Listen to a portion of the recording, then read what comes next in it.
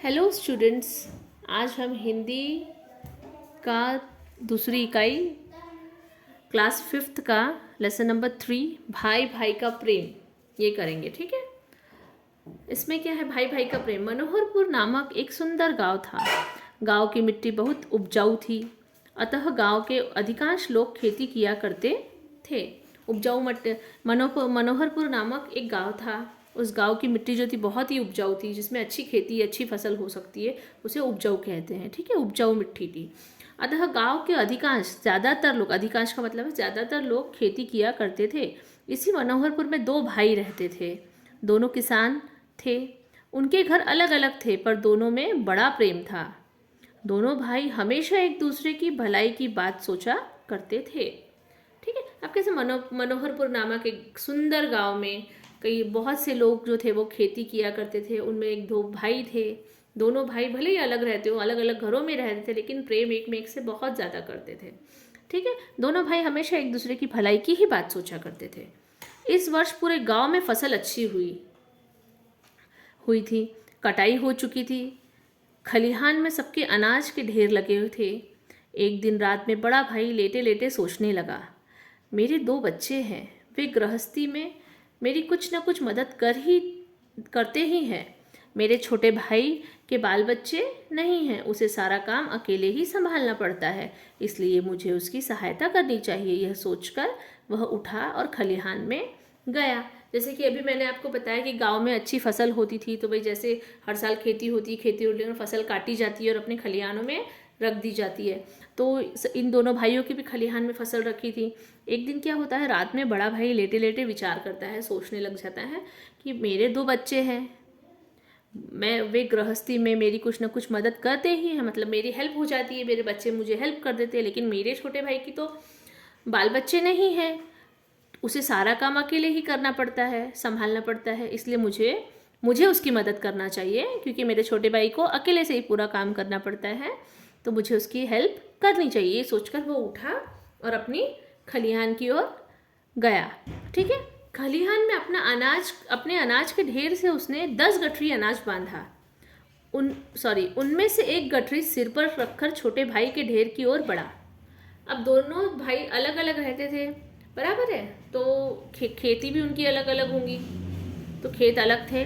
तो वो क्या करता है, जो अपना बड़ा भाई होता है, वो अपने अपने अनाज में से 10 गठरी अनाज बांधता है और उनमें से एक गठरी सिर पर रखकर अपने भाई की खेत की तरफ चला जाता है, जाने लग जाता है वहीं पे। ठीक उसी समय छोटा भाई भी अपने घर में बैठा सोच रहा था। जब बड़ा भाई सोच रहा था कि भाई मेरा छोटा भाई अकेला है, मुझे उसकी मदद करना है, उसी समय जो छोटा भाई था वो भी अपने बड़े भाई के बारे में सोच रहा था। ठीक, मैं अपने घर में बैठा सोच रहा था, मैं जवान हूँ, जितना चाहे उतना काम कर सकता हूँ, जहाँ चाहूँ जा सकता हूँ, किसी कारणवश यदि खेती में फ़ायदा नहीं हुआ तो कोई दूसरा काम कर लूँगा। अब वो क्या सोचता है कि भाई मैं जवान हूँ, मैं जहाँ चाहूँ वहाँ काम कर सकता हूँ, और किसी कारण अगर खेती में मेरे को प्रॉफिट नहीं हुआ, फ़ायदा नहीं हुआ, तो मैं कोई दूसरा काम भी कर लूँगा, क्योंकि मैं तो जवान हूँ, मेरा खर्च भी कम है, लेकिन मेरे बड़े भैया तो बाल बच्चे वाले हैं, घर गृहस्थी की खर्च अधिक है, इसलिए मुझे उनकी सहायता करनी चाहिए। वो भी उठा और खलिहान में गया। अब भाई जैसे बड़ा भैया था वो चला गया खलिहान में, सोच के भी मेरे छोटे भाई की हेल्प करना है, उसी तरह जो छोटा भैया था वो अपने बड़े भैया के बारे में सोच रहे थे कि मैं मेरे बड़े भैया की हेल्प करूँगा जाके। बड़े भैया को तो बच्चे हैं, घर गृहस्थी है, और उस वजह से मैं क्या करूँगा, मेरे बड़े भैया की हेल्प करनी चाहिए, मैं तो कुछ भी काम कर लूँगा। ठीक है। फिर वो भी उठता है और खलिहान में जाता है। खलिहान में अपने अनाज के ढेर में से उसने भी 10 गठरी अनाज बांधा। उनमें से एक गठरी सिर पर उठाकर बड़े भाई के ढेर की ओर बढ़ा।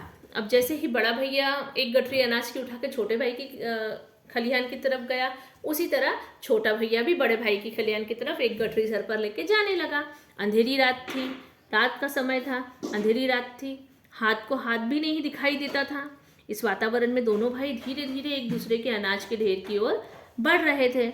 अब अंधेरा हो जाता है, रात के समय तो सुनसान अंधेरा होता है, गांव में कहाँ स्ट्रीट लाइट वगैरह इतनी ज़्यादा होती है, खेतियों के ऊपर थोड़ी ना होती है, वहाँ अंधेरा ही अंधेरा होगा, जिसमें हाथ को हाथ नहीं दिखता, अपना ही हाथ अपने को नहीं दिख रहा था। तो वो ऐसे अंधेरे वातावरण में वो दोनों भाई धीरे धीरे अनाज का ढेर सर पे लिए अपने एक मेक के खेत की तरफ जाने लगे। अचानक एक दूसरे से टकरा गए। अंधेरे में जब हाथ को हाथ नहीं दिख रहा तो भैया को भैया कहाँ दिखेगा, तो वो दोनों भाई एक मेक से टकरा गए एक दूसरे से। दोनों चौंक कर एक साथ बोले, दोनों चौंक गए अचानक से, कुछ बोले कौन है। दोनों भाइयों ने एक दूसरे को देखा, उनके सिर पर अनाज की गठरियाँ थी। अब भाई जब नज़दीक नज़दीक हो गए तो उन्होंने दोनों भाई दिख गए, और वो लोग क्या, उनके सरों पे अनाज की गठरियाँ थी। और दोनों भाई ये बात समझ गए थे कि भाई क्या है, दोनों समझ गए। बड़े भैया ने कहा, छोटे तुम्हारी मदद करने वाला कोई नहीं है, खेती का सारा काम तुम्हें अकेले संभालना पड़ता है। मैंने सोचा कि तुम्हारे पास अनाज अधिक होगा तो अधिक दिन तक घर चलेगा, इसलिए मैं खलिहान से अनाज तुम्हारे ढेर में डालने जा रहा था। अब बड़े भैया क्या बोलते हैं, छोटे मुझे लगा कि भाई तुम्हारी मदद करने वाला कोई नहीं है, खेती का सारा काम तुम करते हो, तुम्हारे पास अनाज ज़्यादा होगा तो ज़्यादा दिन तुम्हारा घर चलेगा, और इसलिए मैं मेरे अनाज के ढेर में से तुम्हारे खलिहान में अनाज डालने जा रहा था। फिर छोटा भैया फिर बोले कि छोटा भैया बोले, भैया आप बाल बच्चे वाले हैं, आपके खर्च अधिक है, आपको अधिक मात्रा में अनाज की आवश्यकता होती है, इसलिए मैं खलिहान से अनाज आपके ढेर में डालने जा रहा था। सेम लाइन उनके भैया ने भी बोली, छोटे भैया ने, बड़े भैया ने जो बोला वही छोटे भैया भी सोच रहे थे, तो दोनों वही काम करने जा रहे थे, अपने अनाज, अपने खेत का अनाज भैया के खेत में डालने जा रहे थे। अपनी बात कहते सुनते दोनों भाइयों की आंखें भर गई। जब इतना प्रेम भाइयों में था तो दोनों भाई एक मेक के बारे में सोच रहे थे और वही करने जा रहे थे, जो बड़ा कर रहा था वही छोटा भैया कर रहा था। तो ये सोचकर, वहाँ देखकर दोनों की आंखें भर गई। दोनों भाइयों के प्रेम की यह कहानी आज भी लोग भाव विभोर होकर सुनते सुनाते हैं।